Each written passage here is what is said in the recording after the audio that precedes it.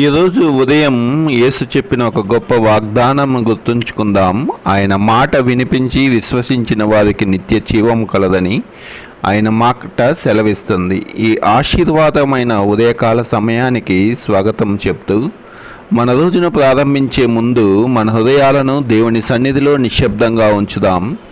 యేసు చెప్పిన మాటలు మన జీవితాలకు ఆశను, ధైర్యాన్ని మరియు నిత్య జీవం యొక్క వాగ్దానాన్ని ఇస్తాయని ఈరోజు వచనం మనకు గుర్తు చేస్తుంది.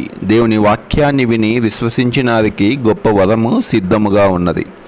యోహాను సువార్త 5:24లో ఈ మాట సెలవిస్తుంది. నా మాట విని నన్ను పంపిన వాని యందు విశ్వాసముంచువాడు నిత్య జీవము కలవాడు. వాడు తీర్పులోనికి రాక మరణంలో నుండి జీవంలోనికి దాటి ఉన్నాడని మీతో నిశ్చయముగా చెప్పుచున్నానని చెప్పినాం.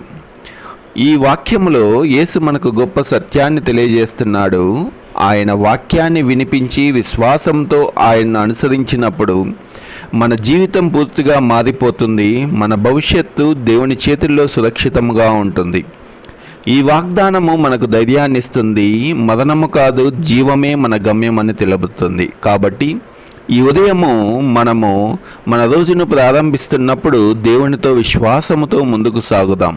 ఈ వాక్యం దీవించలాగున ప్రార్థించుకుందాం. ప్రియమైన పరలోకపు తండ్రి, ఈ ఉదయాన్ని మాకు ఇచ్చినందుకు ధన్యవాదాలు దేవా.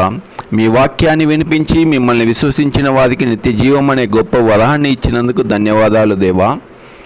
ఈరోజు మీ వాక్యాన్ని వినే హృదయాన్ని మాకు ఇచ్చినందుకు వందనాలు దేవా.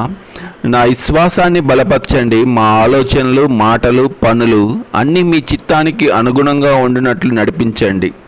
మా కుటుంబాలని ఆశీర్వదించండి. మేము కలిసే ప్రతి ఒక్కరికి ఆశీర్వాదంగా ఉండండి.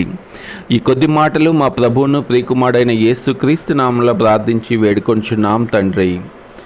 ఈ వాక్యము మీకు ఆశీర్వాదకరంగా ఉంటే ఇతరులతో పంచుకొనండి. దేవుని వాగ్దానము మీ జీవితాన్ని ఆశీర్వదించునుగాక. ఆమెన్.